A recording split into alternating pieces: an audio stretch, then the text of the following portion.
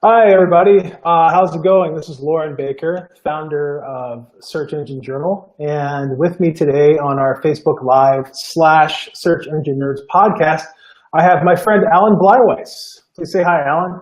Hey, Alan. That's a nice shirt you have there. Oh, yeah. Hey, coincidental? Yeah, no, maybe. I believe that's about 4 years old. Yeah, the good news is even though it's been a really long time, too long since I wrote for SEJ, I actually have a big article coming out next month on Search Engine Journal, so I'm excited. Great. This is excellent timing then.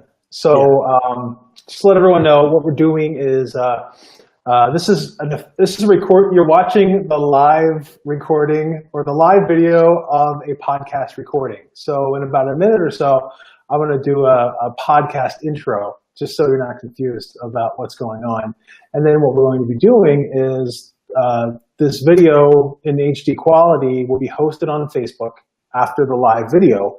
And then over at SEJ, what we'll do is we'll download the video, scrape the audio. And I like saying the word scrape when I'm working with people in SEO because it just sounds like you're doing something wrong.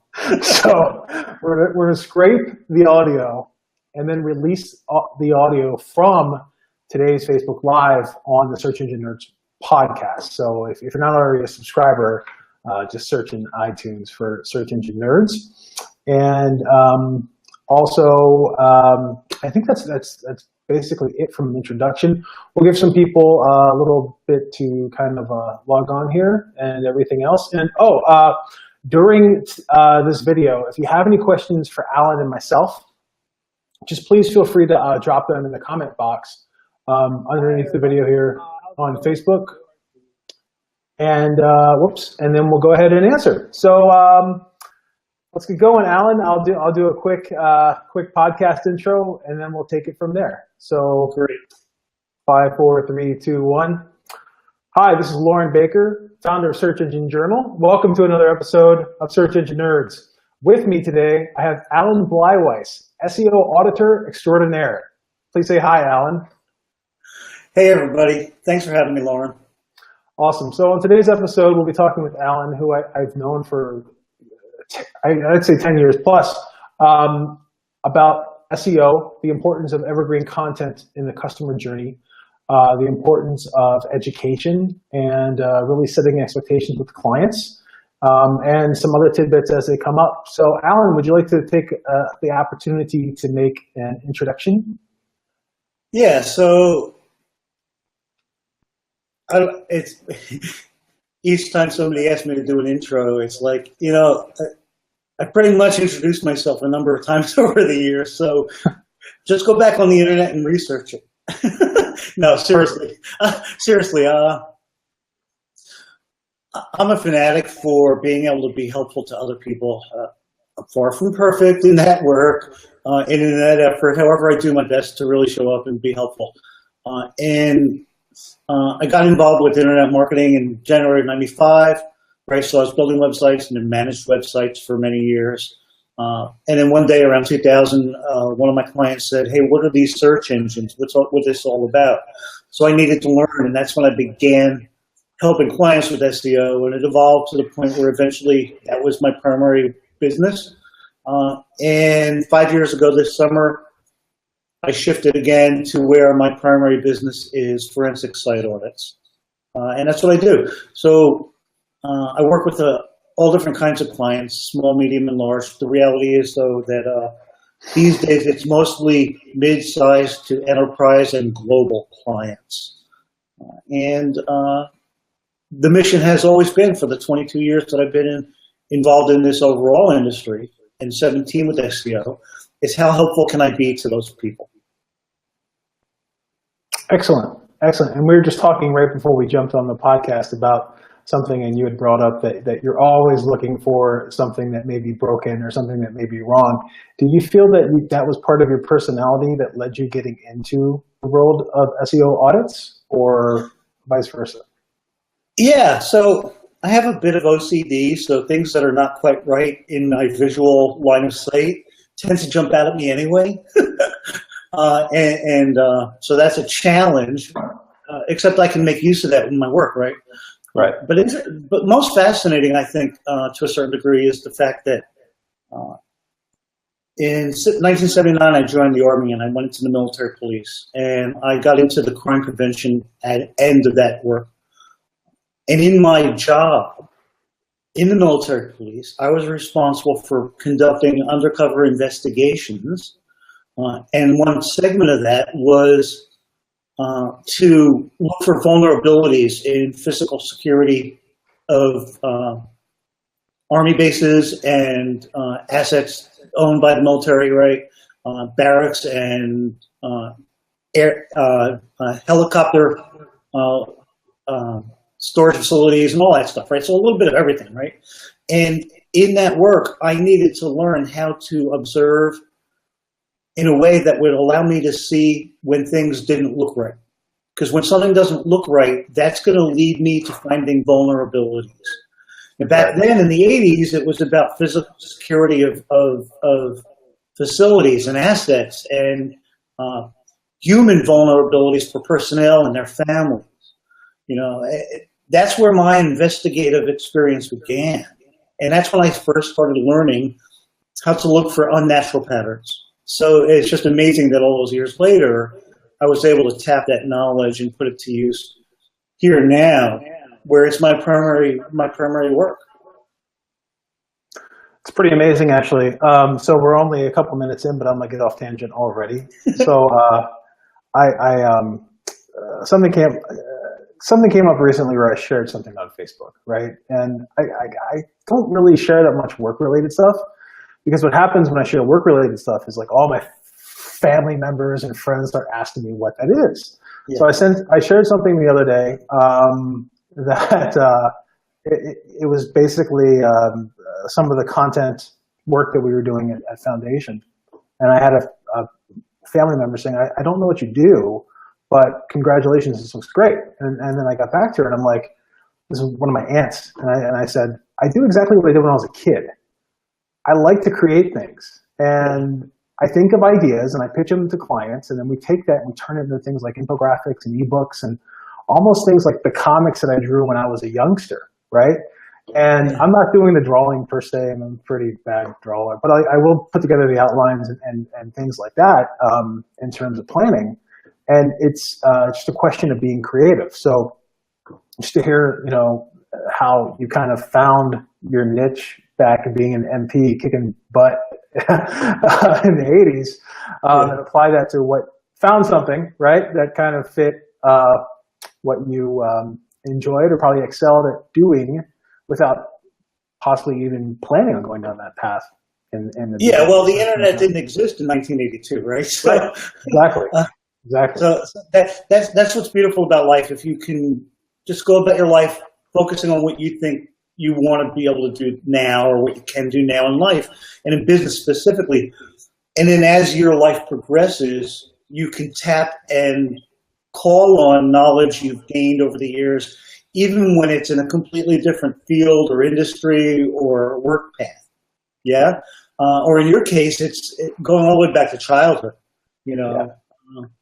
So I really enjoy it, but there are major differences, right? Obviously. So back when I was in the Army, I conducted an inspection once where I was undercover, and I was able to go into the headquarters company barracks for the Signal Intelligence Company at Fort Meade, Maryland. Right, and this company is responsible for signals intelligence. Okay, and I walked in unchallenged by anybody that was around.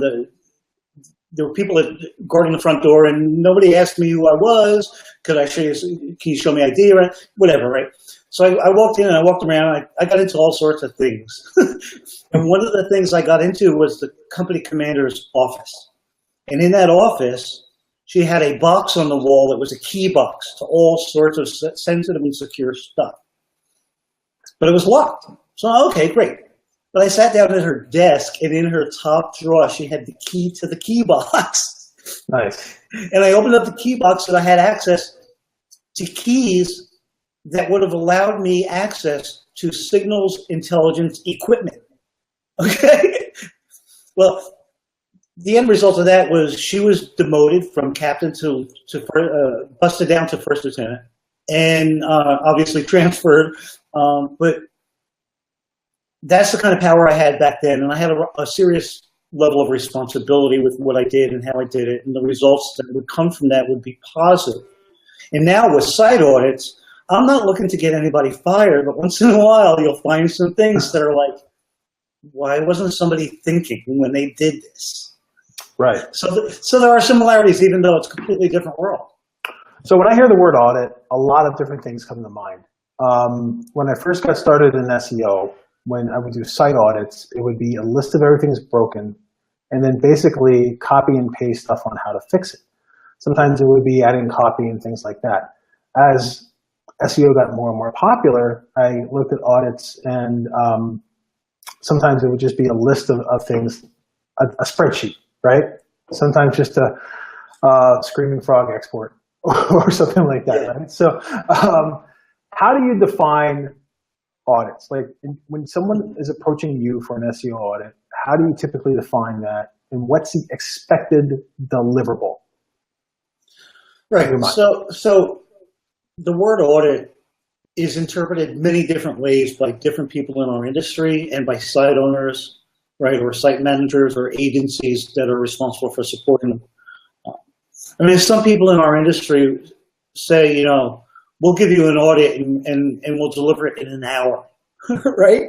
But what are they doing for that? They're running a screaming frog crawl and that list of known standard things that are issues, or they're running a Moz crawl or a Majestic crawl, right? Or any one of these other tools that do audits in an automated way based on that tool's looking for specific patterns, just like I do myself.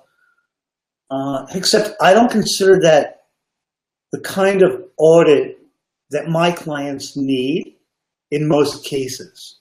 Now, when I do a preliminary evaluation, sometimes I'll say, you know what? I think this is all you need here, so go ahead and make use of that, and it'll get you going, right? Mm-hmm. Typically, that's only really good for a 5, 10, 25-page website that doesn't have a whole lot of content, or the person that's doing it they're a small business owner and they don't have a lot of money. For me, the kind of audits that I offer and where business owners and managers seek me out specifically is the much more complex challenge scenario where you've got 5,000 or 50,000 or 5 million or 50 million pages, right? You're in an extremely competitive industry, or everything that you've done with those automated tools only got you so far and you think you could potentially get more out of it, or it didn't help, right? Or you were penalized, or you lost massive rankings. It's the much more challenging scenarios where I come in with the kind of audit that I deliver. Now, that doesn't mean I'm going to deliver a 5,000-page report. I need to be able to provide enough knowledge and point out enough important or very important issues where when the work is done based on the tasking I include in that, those clients are going to have the best opportunity for maximized results, right, on a large scale over time and in a sustainable way. So for me, I do run crawls using Deep Crawl, Screaming Frog, right? Recently, I've been re-exploring SEMrush because they have a new audit system that I'm looking into now, right? Mm-hmm. And a whole bunch of other tests. You know, I have 45, almost 50 tools now at this point. You know, I've added 10 more tools to my list since last year. Or a year and a half ago, when I posted a post about the top 40 tools I use, right?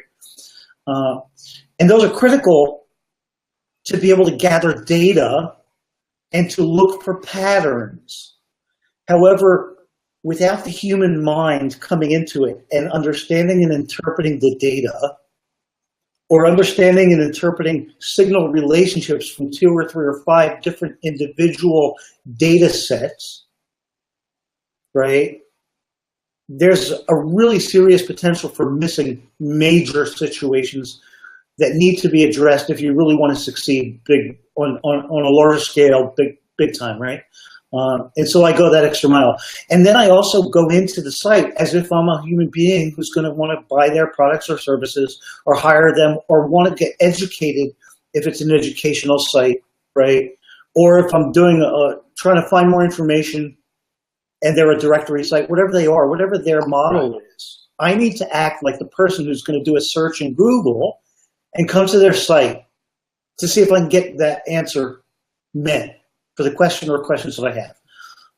And that work then leads me to identifying issues that no crawl is ever going to find. Yeah. Right. So it's a broader process. That's my take on what an audit is as I deliver them for the needs my clients have. Yeah.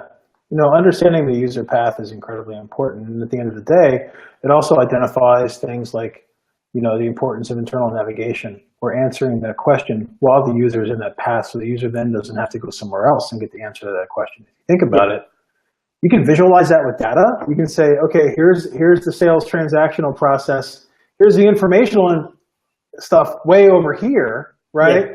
And then here's the FAQ just on some template that's page wide. How do I bring that so where the end user and the bot doesn't have to look through the rest of the site to find that? Right. And at the end of the day, that's also a conversion audit, right? That's a customer journey conversion optimization standpoint. And if anything, a lot of what I've heard, and I think this is even coming from Google quite a bit, is that, people really have to understand how to get from the point of entry to the point of intended action, so to speak. Yeah. And how that works. And yeah. So that's the full life cycle buyer journey, right? And SEO that's truly aligned to each step in that buyer life cycle journey. And I call it buyer because it's a simple way to visualize it. Right. But not everybody's looking to buy something, right? If I want to become educated, I'm a student, right? So it's the student life cycle, right? The life cycle of the student journey, or the researcher journey, right? It's that whole process, that whole experience from the human being perspective. And everybody that comes to your site is not at that same point in the journey, right? The more you can align the user experience within the site to that timeline or that process, the better SEO is and the better your conversion potential is as well, without a doubt. Excellent, excellent. And you had also talked about the importance of education in your audits, in terms of educating the client or giving them the ammunition, so to speak, to be able to get stuff implemented. So could you go over that a little bit for our listeners? Yeah. So I approach the concept of audit work as how helpful can I truly be to this client? Right? They're paying me good money. $5,000, $8,000, $15,000 per audit. And yes, it's true that if they're able to execute everything properly and if all of the circumstances align and the stars align, because sometimes it's just the reality, they could potentially make millions of more dollars a year. So is 5,000 really that much? Well, no. However, maybe they're a really small business. Whoever it is, whatever their budget is, I believe that the money they're paying me that allows me to live the lifestyle I living at the beach here requires me to go the extra distance in helping them in different ways. So a primary way for me is not to just say, here's a problem on your site and here's the work that you need to do to fix it. Here you go. Yeah, right? Now, good luck, goodbye, right? That's important. And if I take the time in my audit write-up to convey why what I found is something that I consider important to SEO, why is this important to SEO compared to something else, right? And if I'm able to convey in the audit write-up what those relationships are about and why the relationships matter more than individual signals, and if I can help them to learn how to be able to see things at least somewhat in the way I see them when I'm looking at a site or I'm looking at data, that's going to empower them to be able to not just avoid needing to hire somebody like me down the road, but where they can do a better job in their own day-to-day work and responsibilities, or where they can collaborate more efficiently with others in their team, right? Or when they task work out as a manager, they themselves can put their own eyes on it and see it differently to help make sure it's better work right out of the gate, right? Right. And ultimately, I like to put it to clients like this. Look, you're paying me $300 or $500 an hour, or whatever you're paying me right now for this audit one time at a flat rate. I don't want you to have to keep paying me $300 or $400 or $500 an hour every time something might come up that you think might be a problem, or where you get caught short because of some new thing that was done. The more educated you can be, the less you need to hire somebody like me in the future as well. And I'm not afraid of that. Yeah, because those clients become really happy clients, and then they're evangelists for my work as well. So everybody wins. Yep. Exactly. Yeah, the power of education is pretty key in all of this. And it's just, it's making sure that the same thing doesn't happen over and over and over again. That's why, I hear the word programmatic come up a lot with audits, especially on the enterprise level. Like, how can we do this programmatically? How can we, implement this into this process, whatever it may be? And that's great, but a lot of the time taking something on a programmatic level also means to breaking things programmatically as well, right? So if you can, if you break something on one page, the rest of the site is broken on every page, right? So that teaching aspect is pretty important. Do you also do anything like, are there any kinds of online courses or anything like that you've worked on or worked with that you recommend to your clients to help them there, or would you rather have that come directly from you? Yeah, no. I mean, if somebody doesn't have foundational SEO, I send them to the Moz content for, the SEO basics, right? SEO 101, right? You don't want to have to pay me $350 or $500 an hour to teach you basics, yeah?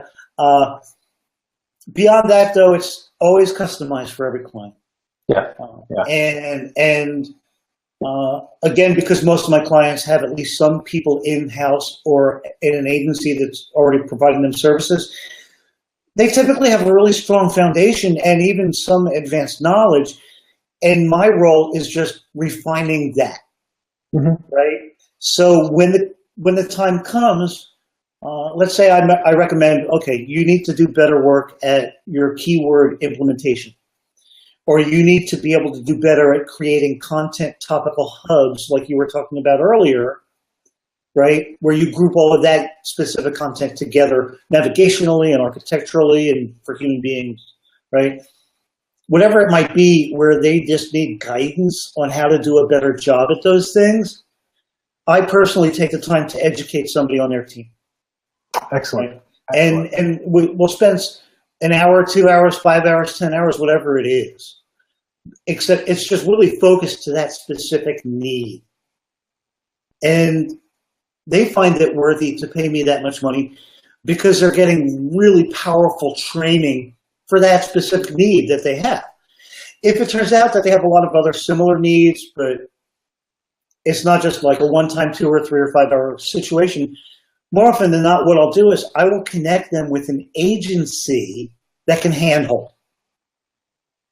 Because I think that's better service and better value long-term, both from a financial investment perspective and where I'm not looking to be interacting with one client 50 or 80 or 100 hours a year, because I want the diversity, right? And so I recommend others that can help them, or sometimes also individuals as well. But again, it's a personalized human educational process. So do you have any tips on setting those expectations with the client before signing, so they're not assuming that after everything's done, they can still, hey, can I get you on the phone for just a little bit? I got a couple questions actually real quick or something like that. So Yeah. Any tips there? All right, so with expectation setting, this has evolved over the last several years because I found the hard way in running my own business that if I'm not crystal clear up front on certain considerations or factors or things that people need to be aware of, they're potentially going to have unrealistic expectations. Yeah, especially if they've come from a world where I've heard or I read, that whole, I read online that you don't have to worry about this, that kind of stuff. I know enough to be dangerous. Yeah, and I use a mocking tone in my voice there. However, this is really serious, right? And it's not necessarily their fault. Yeah, because like a lawyer, for example, right? An attorney is running a law firm and they deal with legal cases and legal process, so they have expertise in the law field. They shouldn't have to be experts in our work. Yeah, right. But they're curious, and a lot of them want to learn, and they try to figure it out on their own because they're alpha type, and that's great. And that's where the danger comes in. If you go online and you just read whatever and you don't vet it, you can run into those problems. As one example, but also in my own documentation. If I don't specify certain things in my introductory email, even before I send them a proposal, I'm leaving the door open for unrealistic expectations. So I have boilerplate text, even though I customized my first response email to first communicate. I took a quick look at your site, and here's a few things I already found that I know are probably important, but I need to do more work to find out. After that customized, here's what I found for your site, I then go into boilerplate about what's included in the audit, what's not included in the audit, what's the turnaround timeline, what can you expect in terms of results. I have boilerplate disclaimer content that's several paragraphs long, even in that first email. Now, whether they read that email or not, I sent it to them and I have a copy. After that, in the proposal itself, I have disclaimer paragraphs. I have literally 3 pages or 2.5 pages of disclaimers in the proposal. Yeah? Yeah. As part of that, sometimes, most of the time I don't have 3 paragraphs or 3 pages of disclaimers in the proposal. Typically I only have 1 or 2 paragraphs, but it talks about the expectation of results and where I use words carefully. So like when I talk about turnaround time from the date you pay me the deposit, I will deliver it in approximately 5 to 6 weeks from the date I've gotten the payment. I don't even say 6 weeks, no, because that's dangerous, right? You need to be approximate. Yeah? So disclaimers are everything. So even when I only have 1 paragraph of disclaimer in the proposal, the audit deliverable document itself absolutely is always now going to include 2 or 3 pages of general, broad educational information that really serves as a disclaimer set, right? It talks about how the fact that SEO is not a panacea. It's not a fix-all. You don't expect overnight results. Right. I cover those things I think are important. Yes, there's potentially many other things to talk about. However, I didn't think they were important. If you get through this audit, though, we can go back to those as well, right? Yeah. Let's fix this first. Yeah, let's fix these first, right? I talk about prioritization and understanding and how to get through that. So there's a lot of education just in the need to set expectations with all of these different considerations. So here's a question I hear a lot, and it's funny because you just kind of brought it up with expectations on the results of the audit. AJ in the comments asks, SEO is a long-term strategy, but how long is long-term before one should expect positive results? So how long is it going to take to get results? Actually, interestingly enough, Jeremy now from Spartan Media is going to be coming out with an article on that topic here in the near future. So keep your eyes out for that. Miley Oye, who is no longer with Google, but had been at Google as a senior manager of development, came out a while back. I guess it was last year. Time flies, so it might have been a little bit longer ago than that. It might have been only last summer. right? Where she talked about that concept as well. Yeah. The answer is, like most things in SEO, it depends, right? And people look for quick wins or low-hanging fruit. Yeah, you know what? I'm all for helping you to get quick wins here and there and low-hanging fruit. However, if you're coming to me, you're signing on with me for long-term strength and stability and growth. And if you do that properly, you will potentially see short-term quick wins in some ways. But the reality is, for me, because of the level of audit work I do, most clients are going to need 6 months to a year to roll out the tasking I'm recommending. So if it's going to take 6 months to do the work, how can you expect 6 months of work is going to get you quick wins tomorrow, right? Where's the ROI on that? Yeah. So it all depends on all the circumstances and the reality and your unique situation, your unique challenges, the competitiveness, everything. The history of the site, the existing authority of the site, like everything's there. There's been some projects that I've taken on where you're talking about a site that's been around for 5 or 6 years, but they've never really focused on SEO. And then you look at it and you're like, oh, I can fix all this stuff and it's probably going to help it a lot. And sometimes it does. And then sometimes it does. Yeah. And then sometimes you have a site with so much of a history of not necessarily doing things bad, but doing things out of the box, right? Yeah. Or inventing their own content management solution or whatever it may be, right? Mm-hmm. So it's like, how do you fix all of this compared to the fixes that you would do on WordPress within the Yoast plugin or whatever else could take months on some sites, right? So that is important. It's a really hard question to answer. I think Miley did a great job of that because what did she say? Between 4 months and 12 months, once the changes start to take place. And it was really, I mean, that was great, right? I mean, from an SEO consultant perspective, to see one of the most veteran SEO people at Google right before she leaves puts out that video, and I was like, yes, finally, we have. And it's not just speculation, and I'm sure Jeremy, what's up, Jeremy? I saw you shared this before we started, but I'm sure Jeremy's article is going to be fantastic, and it will probably be one of the things that, one of the resources that are shared and setting those expectations. But when Miley said that, I'm like, oh my gosh, it's directly from Google. That's amazing. And it's content like that really helps when you have a potential client and they're like, well, for me, it's a one-time audit, but when they go to hire an agency for ongoing work, right? And it's like, you want us to sign this contract where we hire you for a year. And we're like, yeah, can we take it month to month and see how it goes? And you're like, no, you don't understand. We need to build and we need to take time and it's going to require momentum. And then we're going to have to wait for Google to catch up to it and all these other realities.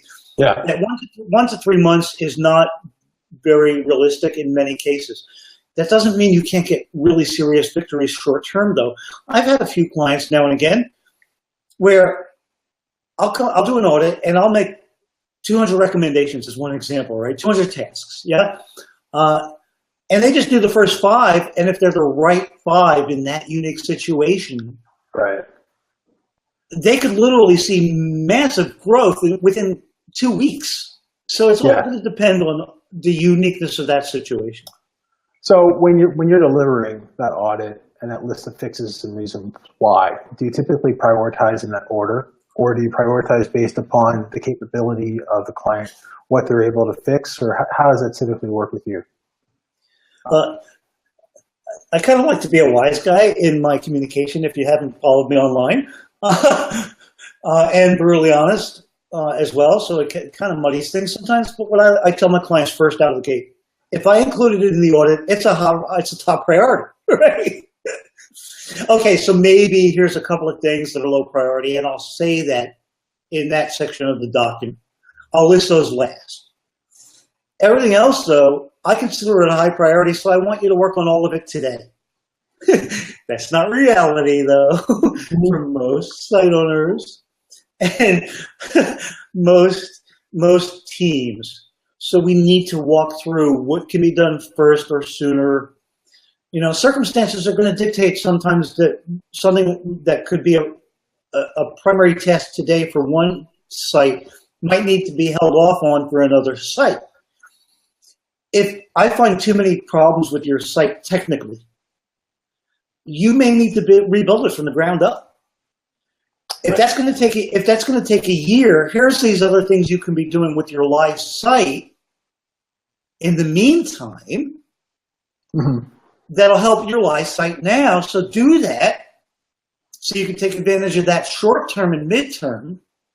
And then when you rebuild the site over there for this longer term process, you'll already have that additional trust, authority, relevance, and quality signal set in place that you can then migrate that over to the new system, right? That's sometimes what it ends up needing to be. Right. Excellent. And speaking of that, we talked about content a little bit earlier in terms of the customer journey.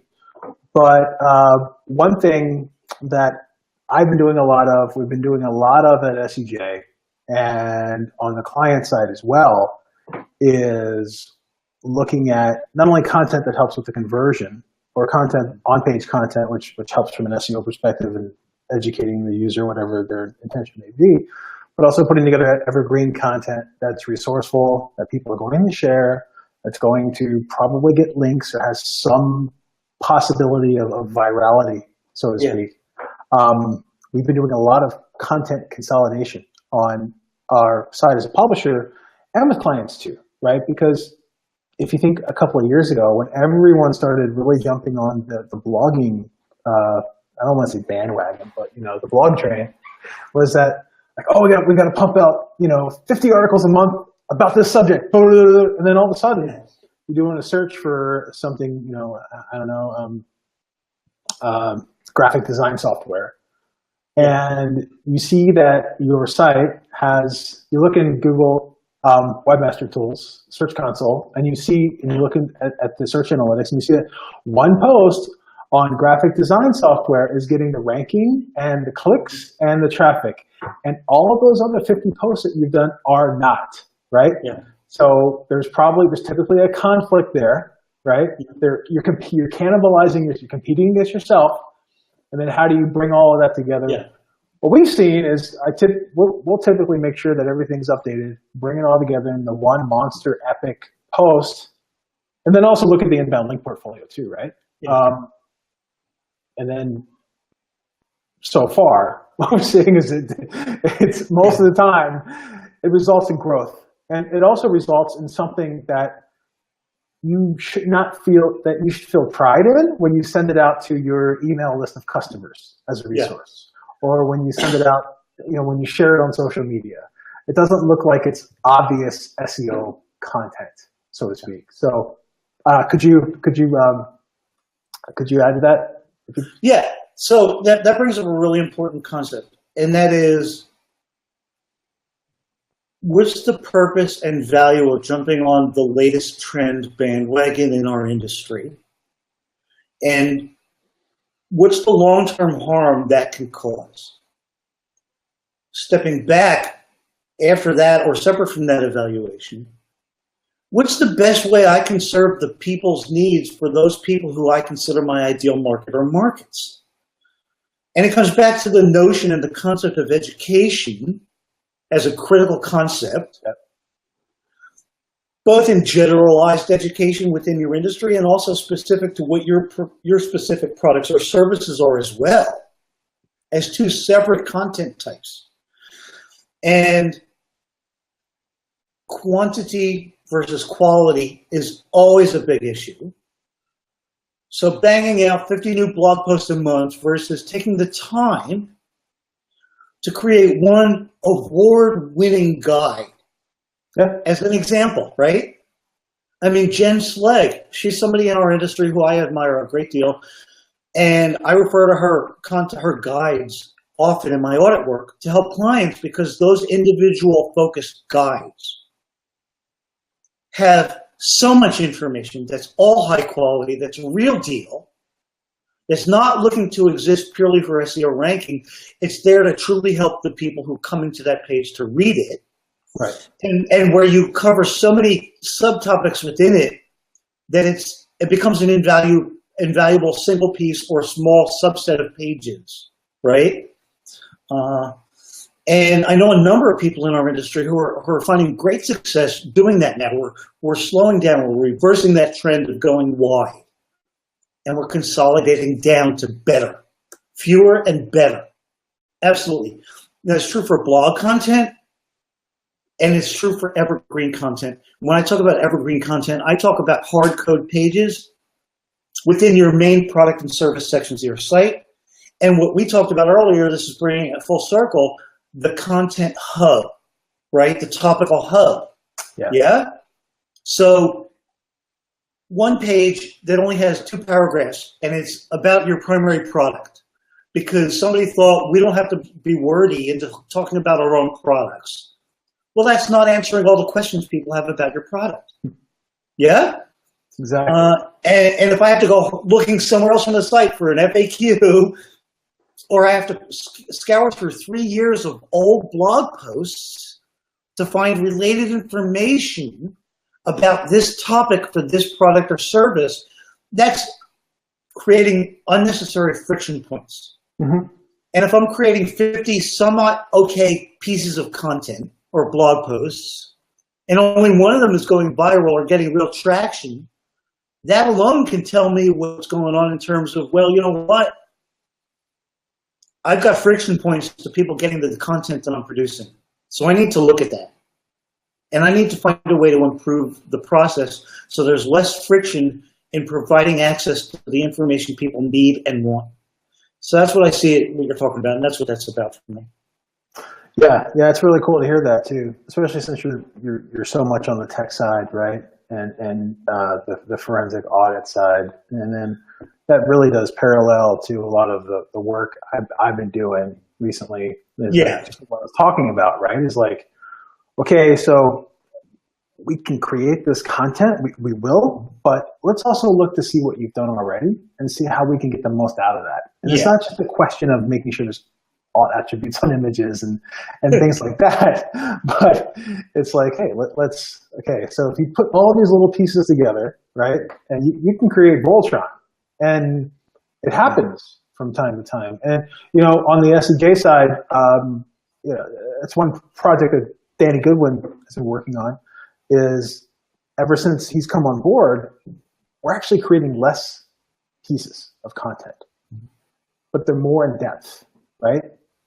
So we're covering news as it happens. We're covering Google News. We got Matt Southern working on that, and even some of our contributors work on that as well. But what we've been doing is focusing on not only less but better pieces of content, but really mapping out how all of that works together, almost in the same way that this is a story of sometimes the cobbler's kids have no shoes, right? So actually mapping this out. So, okay, these pieces of content support a greater piece of content, right? Mm-hmm. Which is an ebook or white paper or whatever, which supports this, and how does all of that work together? And it's been a really great exercise. And, you know, one thing I enjoy is the ability to be both a publisher and a consultant, because I see that Janice and some of the SEJ people are around here, so I don't want to, but being a publisher and being a publisher gives you the ability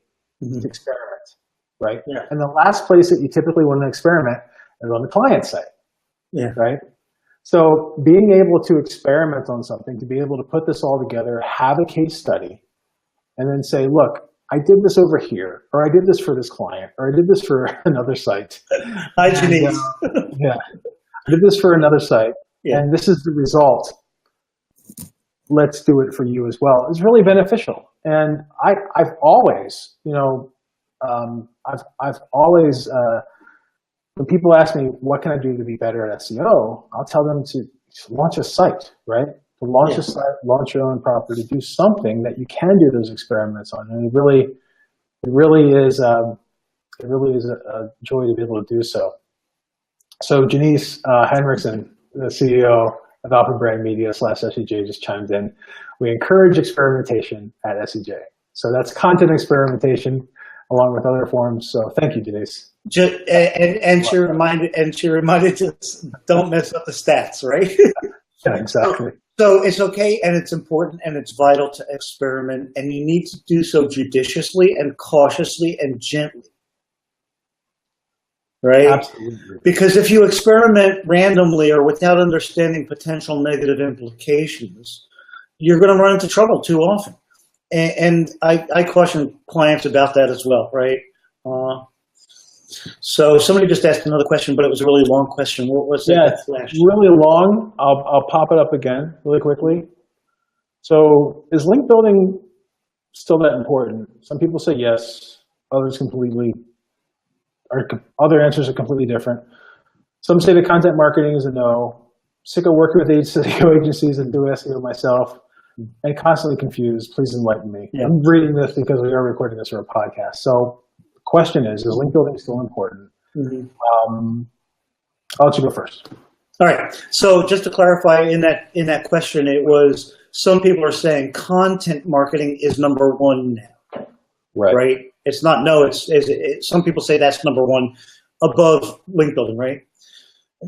Fascinatingly and interestingly enough, as a segue, my article that's going to be coming out at SEJ is on world-class link building.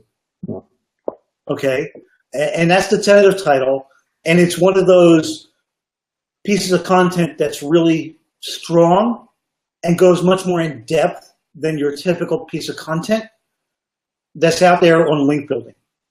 Because for me, link building isn't link building when it's done properly. It's part of a broader public relations initiative, an overall marketing initiative that involves on-site work, outreach, community involvement, engagement, and off-site recognition. Yep. So it's a much different, deeper understanding of what we in our industry traditionally think of as link building, right? And the fact is this, link building in that perspective, the way I just described, on-site, outreach, community participation, engagement, and recognition from others is critical to SEO because it's the glue that search engines need to hold the signals together that they've already processed from your own core content, where they already initially formulaically think your site deserves this visibility for this set of phrases for these reasons, right? You need to be able to reinforce that and supplement your core focus and messaging and do so in a way that's going to get recognition off-site and participate out in the world like a true big brand does and has always done. Long before the internet existed, big brands did community outreach. They worked on engagement opportunities with society, right? And when they did good things for the right reasons, even though it was because, yeah, we're a business and we need to make money, they still did things for the right reasons anyway, and they do to this day. As participants in society, it's those kind of things that are going to lead to the recognition that causes natural links to be created without you asking specifically as one part of the mix. Right. But engagement and, engagement is like giving back. Yes, so scholarships is a great thing, except too many people all they do is scholarships, right? Scholarships. So you get 8,000% growth in your site, but it's all to your scholarship page, and none of those people convert to customers, right? Yeah. I'm not saying don't do scholarships. It's part of giving back and being a good societal participant, right? And it's part of the trust signal. You need to think bigger terms and bigger concepts, and that's where my article that I'm going to be coming out with in a couple of weeks is going to be focused on some of those in a bit more depth and give examples of how you can do that work. But like you talked about, right, infographics. Yeah, everybody's doing infographics. No, if you do it properly, you go the extra mile to create an infographic that's truly well created, well designed, and conveys knowledge that's really helpful. That piece is more likely to get more visibility and more shares naturally instead of you just going and pinging 800 infographic websites, right? Right. Yeah. Different mindset to link building. You're completely right. And I mean, for me, link building, content marketing, and PR have always gone hand in hand, right? You know, especially on the PR side. And there's been times where I've worked with companies where they'll have another PR agency or they'll have a PR department. Sometimes those PR departments never talk to the SEO people until we get a great placement, right? And they're like, oh, what's going on? How come you're talking to this, you know, this magazine that, you know, we have our contacts there. But when you can work together, and you know, one thing that I've been working on recently is we've been putting together great information in infographic format and other content formats, and we can do our own outreach, and our placements, or however you want to define it, are going well. But when we're able to work with a PR team that wants to work with us, that says, hey, this stuff is amazing, we know where we can get it covered. It's so much better, right? So, you know, link building and PR and content, they all go hand in hand. They're all incredibly important. And sorry, someone's pinging my Gmail. They're all incredibly important. And at the end of the day, it's just, if you can think of it as not a way to trick and Google and trick people and everything else, and as a way to give people something to enjoy from a content perspective, it's great. And the writing is important, the research is important, the design is important. Nothing I can't stand more than an infographic that has 1,000 sources underneath, right? What I like to see is something where the company that put that together has actually, like, they have their own data, right? Yeah. So then if you can go and you can do a study or something like that, that you can supply to PR and say, hey, we put together this data for you, this great study, put that into infographic format, you can put that into video format, then you're really talking at the end of the day on the channel marketing, which helps everything, right? So it's part of the pie. I know that doesn't answer the question of, hey, you know, how many links do we need to get, or you know, anchor text and this and that, but if you can apply those SEO skills to overall marketing and SEO goals to overall marketing, it does have a significant effect at the end of the day. Adam John Humphreys chimes in, infographics are awesome for share value, but there has to be content on the page for Google to see value rather than just raw traffic from inbound links. It's very true, Adam. At the end of the day, I see infographics as a way to consolidate the talking points in existing written text content and put it out there in a way that's shareable, that people process quickly, that people want to enjoy. And thanks for chiming in there. Yeah, so and another thing that I like to suggest to clients too is, yes, create a page where that infographic exists. Yeah? You need to have crawlable descriptive text on that page that communicates what's in the infographic, enough so that the page isn't considered thin formulaically. Yet it doesn't mean you need to have the page that has the infographic embedded itself be 15,000 words, right? This is where you have opportunities, though, to link to those deeper pieces as well. And where we talked about consolidation before, we don't want to go in the extreme of consolidating everything to just one page or one URL. You have multiple pages. So you have the infographic page that has some good content for your SEO needs, and you have a separate page that's the more text heavy as an option, right? Or you can split the infographic into slices and have 4 individual pages that individually go into more depth about each section of it. There's a lot of ways you can go about it.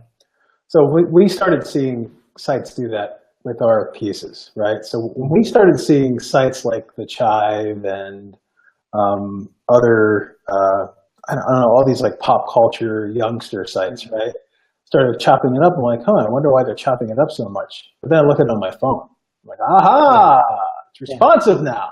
So, now it's responsive. Right, now it's responsive. Now it's more digestible for different people's needs and the way different people process information. It's invaluable for multiple reasons. Awesome. Awesome. Yeah. Thank you, Alan. I wasn't expecting to get into a discussion on infographics, but that was very valuable. We might have to chop that up and turn it into a deeper post or podcast to follow up on your future link building piece you'll be contributing to SEJ. So that was fantastic. I'm going to have to cut this off very soon. So, Alan, where can folks find you online? How can our viewers and listeners get in contact with you? Any suggestions there?